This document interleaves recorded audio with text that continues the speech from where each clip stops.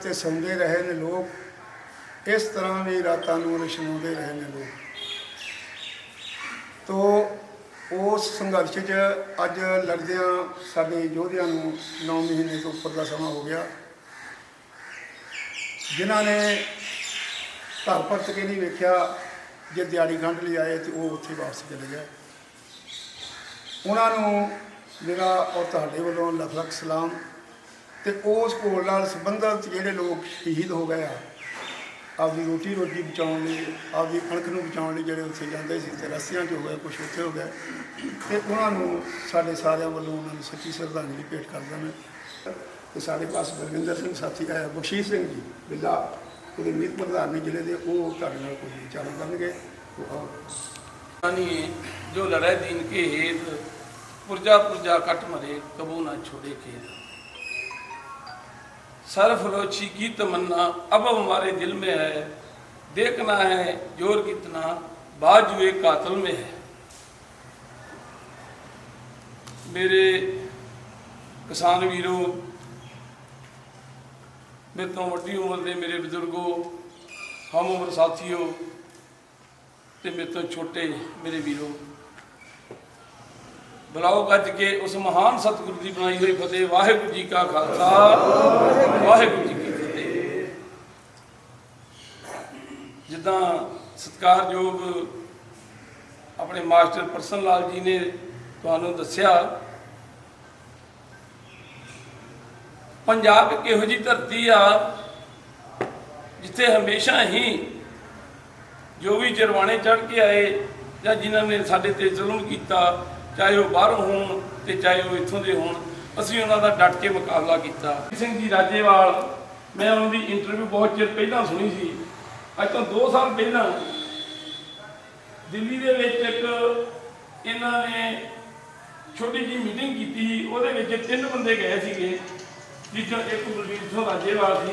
इन्हां कानूनां बारे उन्होंने जो गल दसी तो उन्हें इन्हां नूं कहा भी तुहाडे नाल गल करदे आ। वो कहता भी 12 बज गए, 1 बजे तक कॉन्फ्रेंस सी, तो जो सानू टाइम नहीं दिता, तो मैं कहा भी सानू टाइम कदों दोगे, असीं अपना पक्ष किद्दां रखांगे ते कदों रखांगे। कहता मैं कुंडी लाती भी जे सानू टाइम नहीं देना तो असीं तुहानूं बाहर नहीं निकलना। कहता जो मजबूर हो गया है, बड़े बड़े अफसर उन्होंने तो उन्होंने फिर मैंने टाइम दिता, और मैं जो इन्होंने खरड़ा तैयार किया सी वो मैं सारा इन्हों तो पढ़िया पहला सी सुनिया, और क्लॉज बाई क्लॉज इन्होंने मैं उत्थे ही दसता भी आ चीज़ां जिहड़ियां ये सारियां किसान के खिलाफ जा रही, पर साडियां इन्हां सरकारां ने उत्ते कोई भी ध्यान नहीं दिता, इन्हां राजनीतिक पार्टियां ने उत्ते कोई भी ध्यान नहीं दिता कि अगर साडी स्टेट का खास करके हरियाणा के पंजाब जिथे आपां नूं 2 स्टेटां नूं MSP मिलती आ, उत्थे ही ये सब तो बड़ा नुकसान हो रहा। बाकी स्टेटां में जिहड़े कि कोई 800 में बेची जाता, कोई 1000 में बेची जाता, कोई 1200 में बेची जाता, इत्थे सानूं घट्टो घट्ट सरकारी रेट मिलता सी, और इत्थों दा जीवन साडा तां ही खुशहाल। असीं मेहनती लोग हाँ, पंजाब की धरती बड़ी सुरखेज आ, इत्थे दी जिमीदार खुशहाल आ, इत्थों दा मजदूर भी खुशहाल आ, इत्थों दा आड़तिया भी खुशहाल आ, इत्थों दा दुकानदार, जे साडी जेब च पैसे है ना, असीं दुकान ते तां ही असीं कपड़े। अज जिस संघर्ष नूं किसान जथेबंदियां लड़ रही, मैं उन्होंने सलूट करदा। उत्थे 650 तो वध किसान साथी शहीद हो गए। उन्होंने सच्ची ते सुच्ची श्रद्धांजलि यही होगी कि आपां सारे जो उतों कॉल आउंदी आ उहदा साथ दईए। आप मन लो कि आपां बाहला नहीं जा सकते, मैं भी 2 बारी दिल्ली जा सकिया, असीं 10 दिन ला के आए हैं। फिर आज जो बोलिया वा मास्टर जी ने, अपने रोड निकल रहा वा, ਇਹਦੇ ਵਿੱਚ 7 ਰੋਡ ਆ ਰਹੇ ਆ ਪੰਜਾਬ 'ਚ, ਜਿਹਦੇ ਵਿੱਚ 30,000 ਏਕੜ ਜ਼ਮੀਨ ਜਿਹੜੀ ਆ ਉਹ ਆ ਰਹੀ ਆ। ਪਹਿਲਾਂ ਅਸੀਂ ਇਕੱਲੇ ਸੀ, ਇੱਥੇ ਬੈਠੇ ਮੰਗਲ ਤੋਂ ਹੁਣੀ ਸਾਡੀਆਂ ਪੈਲੀਆਂ ਦੇ ਵਿੱਚ ਆ ਗਏ, ਉਹ ਭਈਏ ਆਏ ਤੇ ਉਹ ਬੁਰਜੀਆਂ ਲਾ ਗਏ, ਸਾਨੂੰ ਕਿਸੇ ਨੇ ਪੁੱਛਿਆ ਹੀ ਨਹੀਂ। ਉੱਤੇ ਡਰੋਨ ਘੁੰਮੀ ਜਾਣ, ਉਹ ਜੀਪਾਂ ਲਈ ਫਿਰਨ, ਅਸੀਂ ਕਿਹਾ ਕੀ ਹੁੰਦਾ, ਕਹਿੰਦੇ ਸੜਕ ਕੱਢਣੀ ਆ। ਅਸੀਂ ਹੈਰਾਨ ਵੀ ਸੜਕ ਕੱਢਣੀ ਆ, ਸਾਨੂੰ ਕਿਸੇ ਨੂੰ ਪੁੱਛਿਆ ਦੱਸਿਆ ਹੀ ਨਹੀਂ। ਮਾਲਕ ਅਸੀਂ ਆ, ਪੈਲੀਆਂ ਸਾਡੀਆਂ, ਸਾਨੂੰ ਦੇਣਾ ਕੀ ਆ, ਸਾਡਾ ਕਰਨਾ ਕੀ ਆ, ਇਹ ਲਾਈ ਜਾਂਦੇ ਆ। ਹੌਲੀ ਹੌਲੀ ਪਟਿਆਲੇ 'ਚ ਜਥੇਬੰਦੀ ਬਣੀ ਸਰਦਾਰ ਜਗਜੀਤ ਸਿੰਘ ਜੀ ਗਲੋਲੀ ਦੀ ਅਗਵਾਈ ਹੇਠ। ਫਿਰ ਉਸ ਤੋਂ ਬਾਅਦ 'ਚ ਸੰਗਰੂਰ ਉੱਥੇ ਹਰਮਨਜੀਤ ਸਿੰਘ ਡਿੱਕੀ ਜੇਜੀ, ਉਹ ਬੰਦੇ ਨੇ ਬੜੀ ਮਿਹਨਤ ਕੀਤੀ ਔਰ ਸਾਰੇ ਪੰਜਾਬ ਦੇ ਵਿੱਚ ਉਹਨਾਂ ਨੇ ਜਥੇਬੰਦੀ ਖੜੀ ਕੀਤੀ। ਅੱਜ 17 ਜ਼ਿਲ੍ਹਿਆਂ ਦੇ ਵਿੱਚ ਸਾਡੀ ਜਥੇਬੰਦੀ ਖੜੀ ਆ ਔਰ ਜਿਹਦਾ ਮੈਂ ਵੀ ਕਪੂਰਥਲੇ ਜ਼ਿਲ੍ਹੇ ਵੱਲੋਂ ਸੀਨੀਅਰ ਵੀ ਪ੍ਰਧਾਨ ਆ।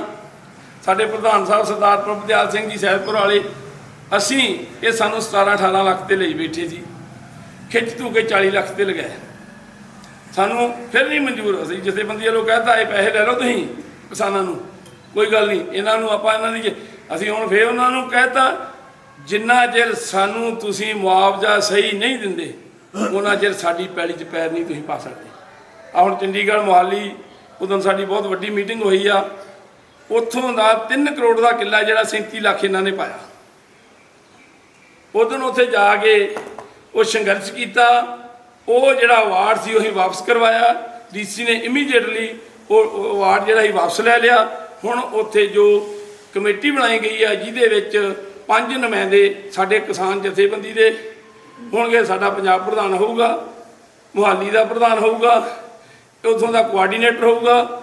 ਉਹ ਬੰਦੇ ਬਹਿਣਗੇ ਅਫਸਰਾਂ ਦੇ ਨਾਲ, ਫਿਰ ਉਹਦਾ ਅਵਾਰਡ ਬਣਾਇਆ ਜਾਊ। ਜਿੱਦਣ ਉਹ ਅਵਾਰਡ ਆਜੂ ਪਬਲਿਸ਼ ਹੋ ਜਾਊਗਾ ਉਸੇ ਦਿਨ ਬਾਕੀ ਅਵਾਰਡ ਜਿਹੜੇ ਪੰਜਾਬ ਦੇ ਆ ਉਹ ਉਸੇ ਤਰੀਕੇ ਨਾਲ ਕੀਤੇ ਜਾਣਗੇ।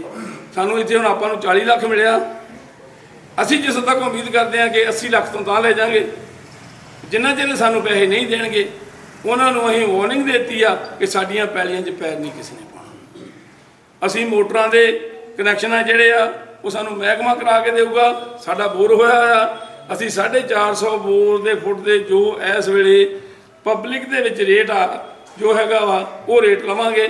ਜੇ ਕਿਸੇ ਦਾ ਚੜਾ ਬਣਿਆ ਹੋਇਆ ਵਾ ਉਹਦੇ ਪੈਸੇ ਲਵਾਂਗੇ, ਅੰਡਰਗਰਾਊਂਡ ਪਈ ਸੀ ਉਹਦੇ ਪੈਸੇ ਲਵਾਂਗੇ, ਜੇ ਸਾਡਾ ਕੋਈ ਦਰਖਤ ਆ ਉਹਦੇ ਵੀ ਪੈਸੇ ਲਵਾਂਗੇ। ਇਹ ਅਸੀਂ ਮੈਂ ਤੇ ਉਦੋਂ ਪ੍ਰਧਾਨ ਸਾਹਿਬ ਅਸੀਂ ਐਸਡੀਐਮ ਸਾਹਿਬ ਕੋਲ ਗਏ ਸੀ, ਉਹਨਾਂ ਨੂੰ ਅਸੀਂ ਸਪਸ਼ਟ ਪੰਜਾਬੀ 'ਚ ਕਹਿ ਕੇ ਆਏ ਹਾਂ ਕਿ ਸਰ ਜੀ ਤੁਸੀਂ ਇਸ ਇਲਾਕੇ ਦੇ ਅਫਸਰ ਹੋ, ਇੱਥੋਂ ਜੋ ਵੀ ਕਰਨਾ ਤੁਹਾਡੀ ਰਹਿਨਮਾਈ ਹੇਠ ਹੋਣਾ। ਜਿੰਨਾ ਚਿਰ ਸਾਡੇ ਜ਼ਿਮੀਂਦਾਰ ਸਾਡੇ ਕਿਸਾਨ ਭਰਾ ਸੈਟੀਸਫਾਈ ਨਹੀਂ ਹੋਣਗੇ ਅਸੀਂ ਤੁਹਾਨੂੰ ਇੱਥੇ ਵੜਨ ਨਹੀਂ ਦਿਆਂਗੇ। ਅਸੀਂ ਉਹਨਾਂ ਚਿਰ ਸਾਡੀਆਂ ਮੋਟਰਾਂ, ਸਾਡੇ ਜਿੰਨੇ ਕਨੈਕਸ਼ਨ ਆ, ਸਾਡੇ ਬੋਰ ਆ, ਉਹਨਾਂ ਸਾਰਿਆਂ ਦਾ ਹੱਲ ਕਰੋਗੇ ਤਾਂ ਤੁਸੀਂ ਇੱਥੇ ਆਓਗੇ। ਇਹ ਹੈ ਏਕੇ ਦਾ ਸਬੂਤ। ਸੋ ਇਸੇ ਤਰ੍ਹਾਂ ਹੁਣ ਵੀ ਆਪਾਂ ਨੂੰ ਸਾਰਿਆਂ ਨੂੰ ਰਲ ਕੇ ਸਬੂਤ ਦੇਣਾ ਚਾਹੀਦਾ। 27 ਤਰੀਕ ਨੂੰ ਸਾਰੇ ਜਣੇ ਆਪਣੇ ਅੱਡੇ ਤੇ ਅੱਡੇ ਤੋਂ ਹੀ ਚੱਲਾਂਗੇ ਸਾਰੇ, ਹਾਂ ਇੱਥੇ ਇਕੱਠੇ ਹੋਵੋ ਸਾਰੇ ਜਣੇ ਰਲ ਕੇ ਉਦੋਂ ਨੂੰ ਆਪਾਂ ਸਾਥ ਦੇਈਏ। ਪੂਰੇ ਤਰ੍ਹਾਂ ਭਾਰਤ ਬੰਦ ਹੋਵੇ, ਇਸ ਬੋਲੀ ਸਰਕਾਰ ਦੇ ਕੰਨ ਖੁੱਲ੍ਹਣ ਔਰ ਇਹ ਸਾਡੀਆਂ ਜੋ ਇਹ ਮੰਗਾਂ ਵਾ ਉਹਨਾਂ ਨੂੰ ਮੰਨਣ। ਮੈਂ ਇੰਨੀਆਂ ਬੇਨਤੀਆਂ ਕਰਦਾ ਹੋਇਆ ਆਪ ਸਭ ਨੂੰ ਇੱਥੇ ਆਇਆ ਜੀ ਆਇਆ ਕਹਿੰਦਾ। ਸੋ ਸਾਡੇ ਪਾਸ ਹੁਕਮ ਸਿੰਘ ਜੀ ਆਏ ਨੇ, ਸੀਨੀਅਰ ਆਗੂ ਆ ਕਿਰਤੀ ਕਿਸਾਨ ਯੂਨੀਅਨ ਦੇ। ਮੈਂ ਉਹਨਾਂ ਨੂੰ ਤੁਹਾਡੇ ਨਾਲ ਵਿਚਾਰਾਂ ਦੀ ਸਾਂਝ ਲਈ ਬੇਨਤੀ ਕਰਦਾ। ਅੱਜ ਬੜੀ ਖੁਸ਼ੀ ਹੋ ਰਹੀ ਆ ਕਿ ਆਪਾਂ ਸਾਰੇ ਜਣੇ ਰਲ ਕੇ ਬੈਠੇ ਆ ਤੇ ਬੜੀ ਖੁਸ਼ੀ ਹੋ ਰਹੀ ਆ। ਔਰ ਮਾਸਟਰ ਪਰਸਨ ਲਾਲ ਜੀ ਦਾ ਬਹੁਤ ਬਹੁਤ ਧੰਨਵਾਦ ਕਰਦੇ ਆ ਜਿਨ੍ਹਾਂ ਨੇ ਬਹੁਤ ਸਾਰਾ ਤੁਹਾਨੂੰ ਸੁਨੇਹਾ ਲਾ ਕੇ ਆਪਾਂ ਨੂੰ ਇਕੱਠੇ ਕੀਤਾ। ਅੱਜ ਆਪਾਂ ਕੁਝ ਕੁ ਗੱਲਾਂ ਬਹੁਤ ਆਪਾਂ ਜਾਣ ਚੁੱਕੇ ਆ ਕਾਨੂੰਨਾਂ ਬਾਰੇ ਵੀ। ਅੱਜ ਮੈਂ ਨਾ ਇੱਕ ਨਿਊਜ਼ 18 ਦਾ ਮੈਂ ਡਿਬੇਟ ਸੁਣਦਾ ਪਿਆ ਸੀ। ਵੇਖੋ ਕਾਨੂੰਨ ਅਸਲ ਵਿੱਚ ਕਈ ਵਾਰੀ ਕੋਈ ਵਹਿਮ ਜਾਂ ਭੁਲੇਖਾ ਹੋ ਜਾਵੇ, ਕਈ ਵਾਰੀ ਆਪਾਂ ਨੂੰ ਸਮਝ ਨਹੀਂ ਹੁੰਦੀ ਅਸਲ ਵਿੱਚ ਹੈ ਕੀ ਕਾਨੂੰਨ। ਕਾਨੂੰਨ ਇਹ ਨੇ ਕਿ ਆਪਾਂ ਕਿਸਾਨ ਮਜ਼ਦੂਰ, ਆਪਾਂ ਕਿਸਾਨ ਖੇਤੀ ਕਰਦਾ ਔਰ ਮਜ਼ਦੂਰ ਖੇਤੀ ਕਰਾਉਂਦਾ, ਦੋਨਾਂ ਦਾ ਆਪਸੀ ਰਿਸ਼ਤਾ ਜਿਹੜਾ ਬੜਾ ਮਜ਼ਬੂਤ ਆ। ਆਪਾਂ ਇਹ ਨਹੀਂ ਚਾਹੁੰਦੇ ਇੱਕ ਨੂੰ ਫਾਇਦਾ ਹੋਵੇ ਦੂਜੇ ਨੂੰ ਨੁਕਸਾਨ ਹੋਵੇ, ਆਪਾਂ ਇਹ ਗੱਲ ਨਹੀਂ ਚਾਹੁੰਦੇ। ਆਪਾਂ ਇਹ ਚਾਹੁੰਦੇ ਹਾਂ ਸਾਡਾ ਭਾਈਚਾਰਕ ਸਾਂਝ, ਜਿਸ ਤਰ੍ਹਾਂ ਅਸੀਂ ਇਕੱਠੇ ਤੁਰੇ ਆ ਰਹੇ ਹਾਂ ਅਸੀਂ ਇਕੱਠੇ ਰਹੀਏ, ਹਰ ਇੱਕ ਹੀ ਵਧੇ। ਹਰ ਇੱਕ 'ਚ ਉਹੀ ਖੂਨ ਜਿਹੜਾ ਪ੍ਰਮਾਤਮਾ ਨੇ ਲਾਲ ਰੰਗ ਦਾ ਪੈਦਾ ਕੀਤਾ ਹਰ ਇੱਕ 'ਚ ਉਹ ਆ। ਕੋਈ ਊਚ ਨਹੀਂ, ਕੋਈ ਉੱਚਾ ਨਹੀਂ, ਕੋਈ ਨੀਵਾਂ ਨਹੀਂ, ਆਪਾਂ ਸਾਰੇ ਇੱਕ ਵਾਂ। ਕਾਨੂੰਨ ਕੀ ਆਏ ਕਾਨੂੰਨ ਆਏ, ਪਹਿਲਾ ਕਾਨੂੰਨ ਆਇਆ ਕੰਟਰੈਕਟ ਖੇਤੀ, ਕੰਟਰੈਕਟ ਫਾਰਮਿੰਗ ਜਿਹਨੂੰ ਇਹਨਾਂ ਨੇ ਨਾਂ ਦਿੱਤਾ। ਵੇਖੋ ਆਪਾਂ ਅੱਜ ਕਿਸਾਨ ਮਜ਼ਦੂਰ ਸਾਰੇ ਅੱਜ ਰਲ ਕੇ ਬੈਠੇ ਹਾਂ। ਜਦੋਂ ਕਿਸੇ ਦੀ ਜ਼ਮੀਨ ਦੇ ਉੱਤੇ ਕੰਟਰੈਕਟ ਖੇਤੀ ਹੁੰਦੀ ਆ, ਉਹਦੇ ਨਾਲ ਇੱਕ ਐਗਰੀਮੈਂਟ ਸਾਈਨ ਹੁੰਦਾ ਵੀ ਲੈ ਵੀ ਤੈਨੂੰ ਇੰਨਾ ਠੇਕਾ ਅਸੀਂ ਦਿਆਂਗੇ। ਉਹ ਠੇਕੇ ਤੇ ਜਦੋਂ ਆ ਜ਼ਮੀਨ ਲੈ ਲੈਂਦਾ ਔਰ ਆਪਣੀਆਂ ਕੰਸਟਰਕਸ਼ਨਾਂ ਵਿੱਚ ਕਰ ਲੈਂਦਾ। ਤੁਸੀਂ ਭਰਾਓ ਜਾਣਦੇ ਹੋ ਕਿ ਅਗਰ ਕਿਸੇ ਦੀ ਜ਼ਮੀਨ ਦੇ ਉੱਤੇ ਕੋਈ ਆਪਣੇ ਮਕਾਨ ਬਣਾ ਲਵੇ, ਕੱਲ ਨੂੰ ਛੱਡਦਾ ਵਾ? ਕਦੀ ਨਹੀਂ ਛੱਡਦਾ। ਇਸ ਕਰਕੇ ਉਹ ਆਪਾਂ ਨੂੰ ਇਹ ਕਿ ਇੱਕ ਆਪਣੇ ਨਾਲ ਧੋਖਾ, ਕੰਟਰੈਕਟ ਫਾਰਮਿੰਗ ਦਾ ਜਿਹੜਾ ਝਾਂਸਾ ਦੇ ਕੇ ਜ਼ਮੀਨਾਂ ਖੋਹਣ ਦੀ ਤਾਂਘ ਵਿੱਚ ਹੈ ਸਰਕਾਰ।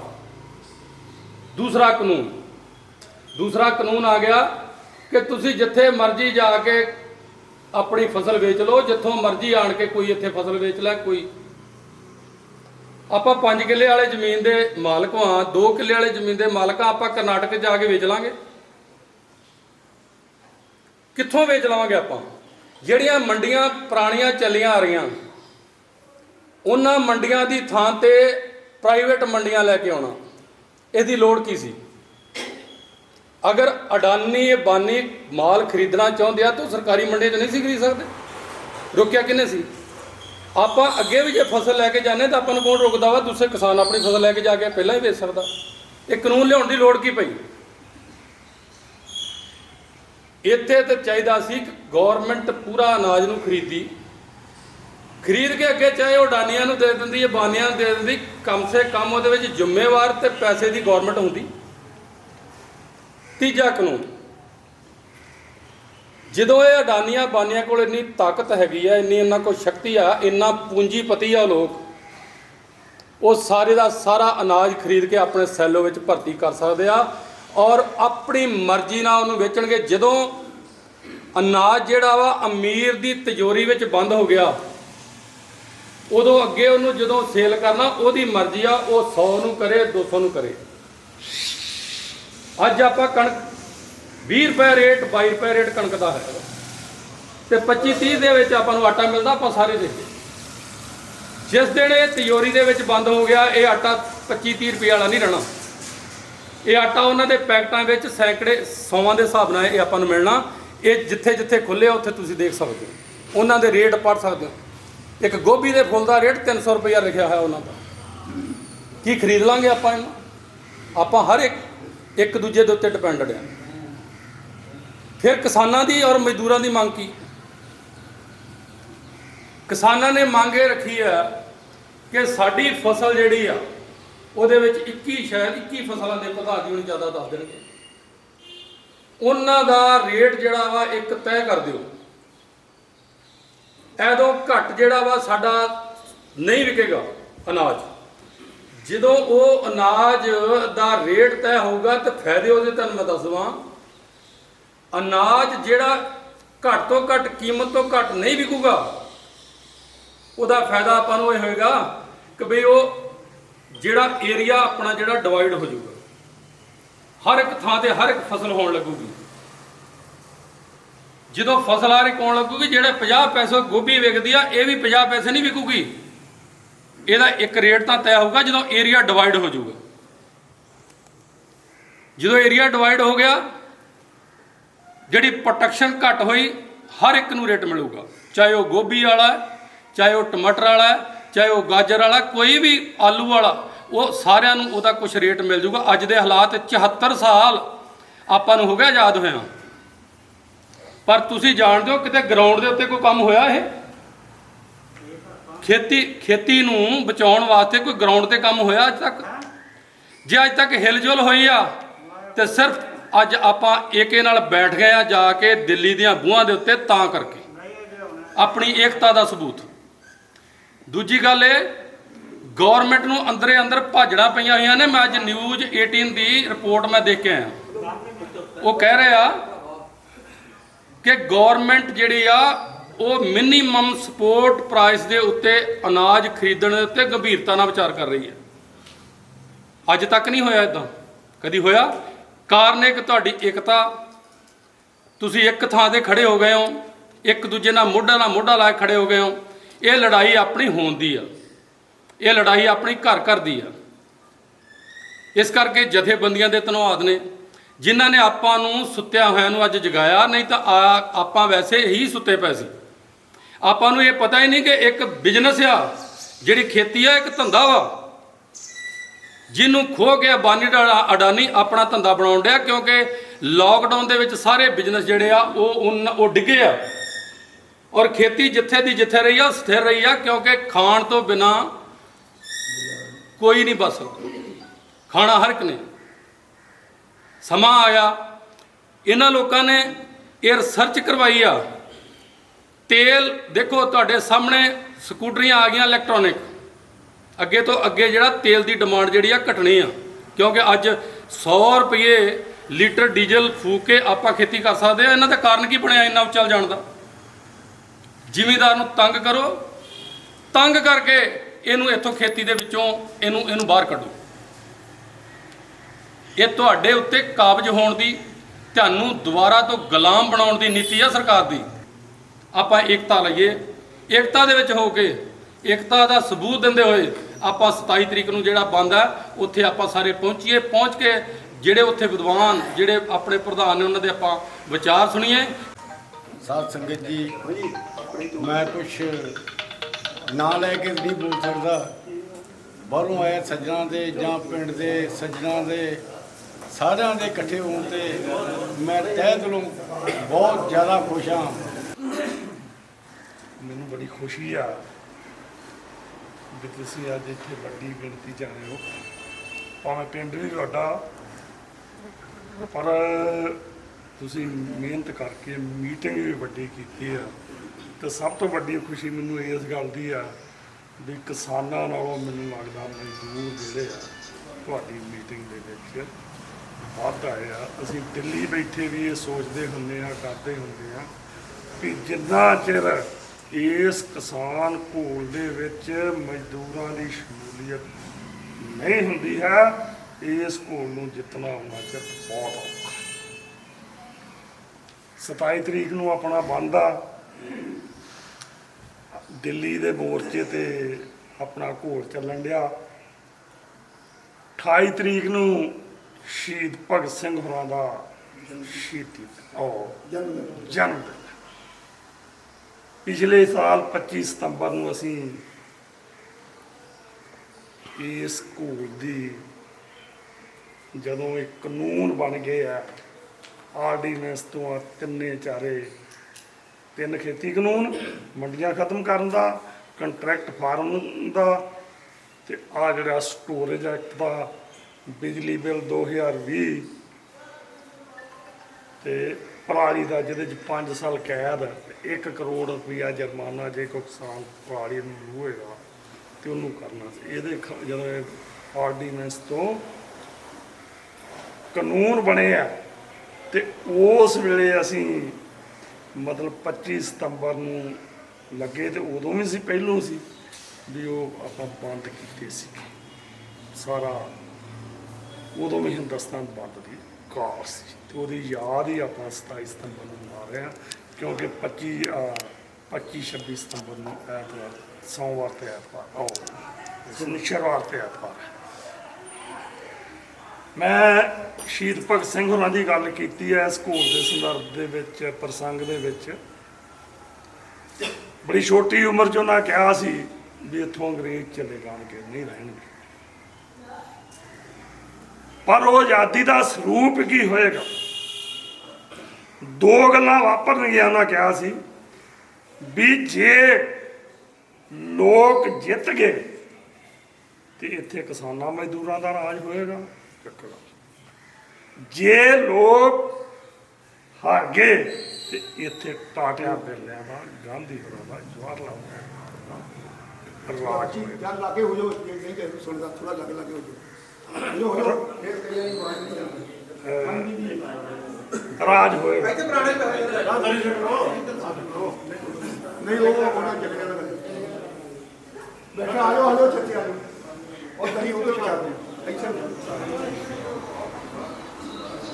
ਵੀ ਉਹ ਮਤਲਬ ਟਾਟਿਆਂ ਬਿਰਲਿਆਂ ਦਾ, ਨਹਿਰੂ ਗਾਂਧੀ ਹੋਰਾਂ ਦਾ ਰਾਜ ਹੋਏਗਾ ਤੇ ਉਸ ਤੇ ਇੱਕ ਸਮਝੌਤੇ ਦੀ ਸ਼ਕਲ ਦੇ ਵਿੱਚ ਖਤਮ ਹੋਣ ਨੂੰ ਲੱਗਦਾ ਤੁਹਾਡੀ ਅਟੈਂਸ਼ਨ ਉਧਰ ਸਾਰਿਆਂ ਦੀ 2 ਮਿੰਟ ਖਲੋ ਜਾਣਾ 70 ਸਾਲ ਹੋ ਗਏ ਆ ਉਸ ਸਮਝੌਤਾ ਹੋਏ ਨੂੰ।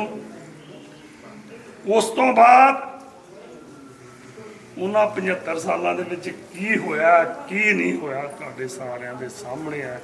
ਤੇ ਅੱਜ 75 ਸਾਲਾਂ ਤੋਂ ਬਾਅਦ ਅਸੀਂ 47 ਦੇ ਵਿੱਚ ਜਾ ਕੇ ਫਿਰ ਖੜ ਗਏ। ਅੱਜ ਅਸੀਂ 47 ਦੀ ਸਟੇਜ ਤੇ ਖੜੇ ਆ, ਅਜਾੜੇ ਦੀ ਸਟੇਜ ਤੇ ਖੜੇ ਆ। ਜਿੱਦਾਂ ਤੁਹਾਡੇ ਚੋਂ ਕੁਝ ਲੋਕ ਇੱਥੇ ਪਾਕਿਸਤਾਨ ਚੋਂ ਆਏ ਬੈਠੇ ਆ, ਉਹਨਾਂ ਨੇ ਉਜਾੜਾ ਵੇਖਿਆ ਕਿੱਦਾਂ ਘਰ ਘਾਟ ਖੁੱਲੇ ਛੱਡ ਕੇ, ਕਈਆਂ ਨੂੰ ਤੇ ਵਿਚਾਰਿਆਂ ਨੂੰ ਆਪਣੇ ਪਸ਼ੂਆਂ ਦੇ ਰੱਸੇ ਖੋਲਣ ਦੀ ਸੁਰਤ ਨਹੀਂ ਰਹੀ, ਘਰ ਘਰ ਛੱਡ ਕੇ ਭੱਜ ਕੇ ਇੱਧਰ ਆਏ ਆ।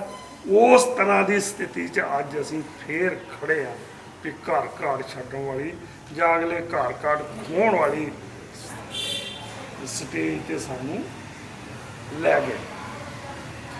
ਇਸ ਲਈ ਇਹਨਾਂ ਹਾਲਤਾਂ ਦੇ ਵਿੱਚ ਸਾਡਾ ਜਿਹੜਾ ਉਹ ਮੋਰਚਾ ਦਿੱਲੀ ਦੀਆਂ ਬਰੂਹਾਂ 'ਤੇ ਇਹਨਾਂ ਕਾਨੂੰਨਾਂ ਦੇ ਵਿਰੁੱਧ ਚੱਲ ਰਿਹਾ। ਤੇ ਇੱਕ ਗੱਲ ਮੈਂ ਤੁਹਾਨੂੰ ਇਹ ਸਪਸ਼ਟ ਦੱਸ ਦਿਆਂ ਵੀ ਤੁਸੀਂ ਇਹ ਘੋਲ ਜਿੱਤ ਚੁੱਕੇ ਹੋ, ਇਹਦੇ 'ਚ ਕੋਈ ਗੱਪ ਨਹੀਂ। ਕਾਨੂੰਨ ਬੇਅਸਰ ਹੋ ਚੁੱਕੇ ਆ, ਉਹ ਘੋਲ ਦਾ ਐਲਾਨ ਹੋਣਾ ਬਾਕੀ ਆ ਔਰ ਜੇਤੂ ਰੈਲੀ ਕਰਨੀ ਬਾਕੀ। ਪਰ ਕੀ ਸਮੱਸਿਆਵਾਂ ਜਿਹੜੀਆਂ ਇਸ ਘੋਲ ਦੇ ਖਤਮ ਹੋਣ ਤੋਂ ਬਾਅਦ ਉਹ ਸਮੱਸਿਆਵਾਂ ਖਤਮ ਹੋ ਜਾਣਗੀਆਂ? ਕੀ ਜਦੋਂ ਅਸੀਂ ਇਸ ਘੋਲ ਨੂੰ ਜਿੱਤ ਲਵਾਂਗੇ ਤੇ ਉਹ ਜਿਹੜੀਆਂ ਸਮੱਸਿਆਵਾਂ ਜਿਹੜੀਆਂ ਸਾਨੂੰ ਪੇਸ਼ ਹੈ, ਕਿਸਾਨਾਂ ਦੀਆਂ ਖੁਦਕਸ਼ੀਆਂ ਰੁਕ ਜਾਣਗੀਆਂ? ਤਹਿਸੀਲਾਂ ਕਚਹਿਰੀਆਂ 'ਚ ਲੈਂਦੀ ਸਾਡੀ ਛਿੱਲ ਰੁਕ ਜੂ? ਕਰਪਸ਼ਨ ਜਿਹੜੀ ਇੰਨੀ ਵੱਡੇ ਪੱਧਰ ਤੇ ਫੈਲੀ ਹੋਈ ਆ ਉਹ ਰੁਕ ਜੂ? ਜਿਹੜਾ ਸਾਡੇ ਪੰਜਾਬ ਦੇ ਵਿੱਚੋਂ ਜਾਂ ਦੇਸ਼ ਦੇ ਵਿੱਚੋਂ ਬਹੁਤ ਨਿਕਾਸ ਹੋ ਰਿਹਾ ਵੀ ਸਾਡੇ ਨੌਜਵਾਨ ਬੱਚੇ ਪੜ੍ਹ ਨਹੀਂ ਰਹੇ, ਆਈਲੈਟਸ ਕਰਕੇ ਬਾਹਰਲੇ ਦੇਸ਼ਾਂ 'ਚ ਜਾ ਰਹੇ, ਕੀ ਉਹ ਰੁਕ ਜਾਏਗਾ? ਕੀ ਅਸੀਂ ਆਪਣੇ ਪਿਆਰੇ ਬੱਚਿਆਂ ਨੂੰ ਇੱਥੇ ਰੁਜ਼ਗਾਰ ਦੇ ਦਾਂਗੇ? ਕਿਸਾਨਾਂ ਮਜ਼ਦੂਰਾਂ ਵੱਲੋਂ ਕੀਤੀਆਂ ਜਾ ਰਹੀਆਂ ਖੁਦਕਸ਼ੀਆਂ ਰੁਕ ਜਾਣਗੀਆਂ? ਉਹਨਾਂ ਨੂੰ ਕਰਜ਼ੇ ਤੋਂ ਮੁਕਤੀ ਮਿਲ ਜਾਏਗੀ? ਇਹ ਸਵਾਲ ਸਾਡੇ ਸਾਹਮਣੇ ਮੂੰਹ ਅੱਡੀ ਖੜੇ ਔਰ ਇਸ ਘੋਲ ਦੇ ਦੌਰਾਨ ਖੜੇ। ਕਈ ਲੋਕ ਕਹਿ ਦਿੰਦੇ ਯਾਰ ਇਹ ਮੋਦੀ ਬੜਾ ਕੁੱਤਾ ਬੰਦਾ, ਇਹ ਮੰਨਦਾ ਹੀ ਨਹੀਂ, ਉਹ ਗੱਲ ਹੀ ਨਹੀਂ ਮੰਨਣ ਦੀ, ਉਹ ਮਸਤ ਹੋਇਆ। ਮੋਦੀ ਤੁਹਾਡੀ ਗੱਲ ਨਹੀਂ ਮੰਨੇਗਾ। ਕਿਉਂ ਨਹੀਂ ਮੰਨੇਗਾ? ਮੋਦੀ ਇੱਕ ਮਾਡਲ ਤੇ ਕੰਮ ਕਰ ਰਿਹਾ, ਇੱਕ ਸਿਸਟਮ ਤੇ ਕੰਮ ਕਰ ਰਿਹਾ। ਦੋ ਸਿਸਟਮ, ਇੱਕ ਹੈ ਨਵ-ਆਧਾਰਵਾਦ ਦਾ ਮਾਡਲ ਜਿਹਦੇ 'ਚ ਉਹਨੇ ਤੁਹਾਡੇ ਕੋਲੋਂ ਜ਼ਮੀਨਾਂ ਖੋਣੀਆਂ, ਤੁਹਾਡੇ ਕੋਲੋਂ ਘਰ ਘਾਟ ਖੋਣੇ ਆ, ਤੁਹਾਨੂੰ ਜ਼ਮੀਨਾਂ ਤੋਂ ਬੇਦਖਲ ਕਰਕੇ ਸ਼ਹਿਰਾਂ 'ਚ ਵਾੜਨਾ। ਉੱਥੇ ਕਾਰਖਾਨਿਆਂ ਲਈ ਸਸਤੇ ਮਜ਼ਦੂਰਾਂ ਦੀ ਲੋੜ ਹੈ। ਤੁਹਾਨੂੰ ਸਰਦਾਰਾਂ ਤੋਂ, ਤੁਹਾਨੂੰ ਜਿਹੜੇ ਪਿੰਡਾਂ 'ਚ ਰੋਟੀ ਖਾਣ ਦੇ ਉਹਦੇ ਤੋਂ ਮਜ਼ਦੂਰ ਬਣਾ ਕੇ ਸ਼ਹਿਰਾਂ ਦੀਆਂ ਗੰਦੀਆਂ ਬਸਤੀਆਂ 'ਚ ਵਾੜਨਾ। ਤੇ ਆਹ ਪਿੰਡ ਜਿਹੜੇ ਉਹਨਾਂ ਨੇ ਪੱਧਰੇ ਨਾਲ ਨੇ ਕਾਰਪੋਰੇਟਾਂ ਨੂੰ ਦੇਣੀਆਂ, ਅਡਾਨੀ ਬਾਨੀ ਬਹੁਤ ਛੋਟੇ ਪਾਰਟ ਵਾਲੇ। ਇਹਨਾਂ ਦਾ ਤਾਂ ਕੋਈ ਸਾਖ ਟਰੈਕਟਰ ਵੀ ਨਹੀਂ ਹੈ, ਇਹਨਾਂ ਦਾ ਕੋਈ ਵਕਾਰ ਥੋੜਾ। ਆ ਤੁਹਾਡੇ ਕੱਲ੍ਹ ਦੀ ਵੀਡੀਓ ਘੁੰਮਣ ਰਹੀ ਆ ਵੀ ਨਸ਼ੇ ਮਤਲਬ ਕਿਲੋ ਕਿਸੇ ਕੋਲ ਫੜਿਆ ਜਾਣਾ, ਪਾਈਆ ਫੜਿਆ ਜਾਣਾ, 100 ਗ੍ਰਾਮ ਫੜਿਆ ਜਾਣਾ। ਕਦੇ ਕਪੂਰਥਲਾ ਜੇਲ੍ਹ ਦਾ ਤੇ ਮੇਰੇ ਕੋਲ ਤਜਰਬਾ ਹੈਗਾ, ਸਾਨੂੰ ਇੱਥੇ ਕਿਸਾਨ ਭੋਜ 'ਚ ਰਹਿਣਾ ਪਿਆ ਸੀ। ਉੱਥੇ 90% ਕਿਸਾਨਾਂ ਮਜ਼ਦੂਰਾਂ ਦੇ ਬੱਚੇ ਆ 25-25 ਗ੍ਰਾਮ 'ਚ ਕੇਸ ਪਾ ਕੇ ਉੱਥੇ ਧੱਕੇ, ਜਿਹਨਾਂ ਕੋਲ ਕਿਲੋ ਫੜੀ ਜਾਂਦੀ ਆ ਉਹਨਾਂ ਨੂੰ 10-10 ਸਾਲ ਦੀ ਕੈਦ 'ਚ ਧੱਕੇ ਆ। ਪਰ ਜਿਨ੍ਹਾਂ ਕੋਲੋਂ 3-3 ਟਨ ਫੜੀ ਗਈ ਆ, ਜਿਨ੍ਹਾਂ ਕੋਲ ਟਨਾਂ ਦੇ ਹਿਸਾਬ ਨਾਲ ਫੜੀ ਗਈ ਆ, ਉਹਦਾ ਕੀ ਕਰਨਗੇ? ਨਹੀਂ ਮੋਦੀ ਹਰੀ ਕਿੰਨੇ ਟਨ ਆਈ ਅੱਜ? 3000 ਕਿਲੋ ਆਈ ਆ ਨਾ। ਇਸ ਕਰਕੇ ਇਹਨਾਂ ਦਾ ਕੀ ਹੋ? ਕੋਈ ਇਹਨਾਂ ਨੂੰ ਕੇਸ ਇਹਨਾਂ ਤੇ ਦਰਜ ਕਰੇਗਾ? ਇੱਥੇ ਕਿਸੇ ਕੋਲੋਂ 10 ਗ੍ਰਾਮ ਫੜ ਜੇ, ਚਿੱਟਾ ਫੜਿਆ ਜਾਏ, ਕਿਸੇ ਨੌਜਵਾਨ ਦੀ, ਕਿਸੇ ਬੰਦੇ ਦੀ ਮਜਬੂਰੀ ਹੋ ਸਕਦੀ ਉਹਨੂੰ ਨਸ਼ਾ ਲੱਗਾ। ਮੈਂ ਉਹਦੀ ਸਪੋਰਟ ਨਹੀਂ ਕਰਦਾ, ਮੈਂ ਘੱਟੋ ਘੱਟ ਅਸੀਂ ਨਸ਼ਿਆਂ ਦੇ ਖਿਲਾਫ ਆ। ਉਹਨੂੰ ਤਾਂ ਫੜ ਕੇ ਤੁਸੀਂ ਜੇਲ੍ਹ 'ਚ ਦੇ ਦਿੰਦੇ ਹੋ, ਉਹ ਸਾਲਾ ਅਜੇ ਤੱਕ ਉੱਥੇ ਬੈਠਾ, ਉਹ ਕਿਉਂ ਨਹੀਂ ਦਿੱਤਾ ਵੀ? ਇਸ ਕਰਕੇ ਹਿੰਦੁਸਤਾਨ ਦੇ ਕਾਰਪੋਰੇਟਾਂ ਦਾ ਕੋਈ ਵਕਾਰ ਨਹੀਂ ਇਹਨਾਂ ਦਾ। ਇਹ ਤਾਂ ਸ਼ੁਰੂ ਤੋਂ ਠੱਗੀ ਠੋਰੀ ਨਾਲ ਪੈਸਾ ਕਮਾਉਣ ਵਾਲੇ। ਜ਼ਮੀਨਾਂ ਖੋਣੀਆਂ ਤੁਹਾਡੀਆਂ। ਆ ਐਪਲ ਜਿਹੜੇ ਬਣਾਉਂਦੇ ਆ, ਐਪਲ ਦਾ ਫੋਨ ਬਣਾਉਂਦੇ, ਬਿਲ ਗੇਟਸ 2.5 ਲੱਖ ਏਕੜ ਜ਼ਮੀਨ ਉਹਨੇ ਅਫਰੀਕਾ 'ਚੋਂ ਖਰੀਦੀ ਆ, ਇੰਨੀ ਕੁ ਉਹਨੇ ਅਫਰੀਕਾ 'ਚੋਂ, ਇੰਨੀ ਕੁ ਆਸਟ੍ਰੇਲੀਆ, ਹੋਰ ਬਹੁਤ। ਤੇ ਉਹ ਮਾਡਲ ਜਿਹੜਾ ਲੱਖਾਂ ਏਕੜ ਜ਼ਮੀਨ ਕਾਰਪੋਰੇਟਾਂ ਨੂੰ ਦਿੰਦਾ, ਤੇ ਉਹ ਕਾਨੂੰਨ ਜਿਹੜੇ ਉਹ ਕਾਨੂੰਨਾਂ ਦੇ ਤਹਿਤ ਦਿੰਦਾ, ਉਹਨਾਂ ਕਾਨੂੰਨਾਂ ਦੀ ਰਖਵਾਲੀ ਲਈ ਮੋਦੀ ਹੋਈ ਬੈਠੇ। ਜਿੰਨਾ ਚਿਰ ਇਹਨਾਂ ਕਾਨੂੰਨਾਂ ਨੂੰ ਦਫਾ ਨਹੀਂ ਕੀਤਾ ਜਾਂਦਾ, ਜਿੰਨਾ ਚਿਰ ਵਿਸ਼ਵ ਪਾਰ ਸੰਸਥਾ ਜਿਹੜੀ ਇਹ ਕਾਨੂੰਨ ਲੈ ਕੇ ਆਈ ਜਾ ਵੀ ਕੋਈ ਟੈਕਸ ਨਹੀਂ ਲੱਗੇਗਾ। ਤੁਹਾਡੀਆਂ ਮੰਡੀਆਂ ਖਤਮ ਕੀਤੀਆਂ, ਚਲੋ ਹੋਈਆਂ ਨੇ ਜੇ ਸੁਪਰੀਮ ਕੋਰਟ ਨੇ ਪਾਬੰਦੀ ਲਾਈ ਆ ਬਈ ਮੰਡੀਆਂ ਖਤਮ ਕੀਤੀਆਂ। ਦੇਸ਼ ਤੇ 42,000 ਮੰਡੀਆਂ ਦੀ ਲੋੜ ਆ, 7,000 ਮੰਡੀਆਂ ਉਹ ਵੀ ਖਤਮ ਕਰਤੀਆਂ, 50,000 ਆੜ੍ਹਤੀ ਖਤਮ ਹੋ ਗਿਆ, ਲੱਖਾਂ ਮਜ਼ਦੂਰ ਬੇਕਾਰ ਹੋ ਗਏ, 50,000 ਮੁਨੀਮ ਖਤਮ ਹੋ ਗਏ, ਤੇ ਲੱਖਾਂ ਕਰੋੜਾਂ ਕਿਸਾਨ ਮਜ਼ਦੂਰ ਖਤਮ ਹੋ ਗਏ। ਇਹ ਉਹ ਮਾਡਲ ਜਿਹੜਾ, ਉਹ ਮਾਡਲ ਤੇ ਮੋਦੀ ਕੰਮ ਕਰ ਰਿਹਾ। ਇੱਕ ਮਾਡਲ ਤੁਹਾਡਾ ਵੀ ਇਹ ਜ਼ਮੀਨਾਂ ਬਚਾਉਣੀਆਂ ਜਿਹਦੇ ਚੋਂ ਕਿਸਾਨ ਮਜ਼ਦੂਰ ਰੋਟੀ ਖਾਂਦੇ ਰਹਿ ਜਾਣ। ਆ ਜਿਹੜਾ ਮੋਦੀ ਵਾਲਾ ਮਾਡਲ ਹੈ, ਉਹ ਤੁਸੀਂ ਵੇਖਿਆ 4 ਘੰਟਿਆਂ ਦੇ ਨੋਟਿਸ ਤੇ ਲਾਕਡਾਊਨ ਕਰਤਾ ਕਰੋਨਾ ਦਾ ਕਰਕੇ, ਔਰ ਕੋਈ ਸਪੈਸ਼ਲ ਗੱਡੀ ਨਹੀਂ ਲਾਈ ਵੀ ਮਜ਼ਦੂਰ ਜਿਹੜੇ ਆ ਆਪਣੇ ਘਰਾਂ ਨੂੰ ਮੁੜ ਜਾਣ। ਮਜ਼ਦੂਰ ਸੜਕਾਂ ਤੇ ਰੁਲ ਗਏ, ਲਾਈਨਾਂ ਦੇ ਸੁੱਤੇ ਪਏ ਮਰ ਗਏ।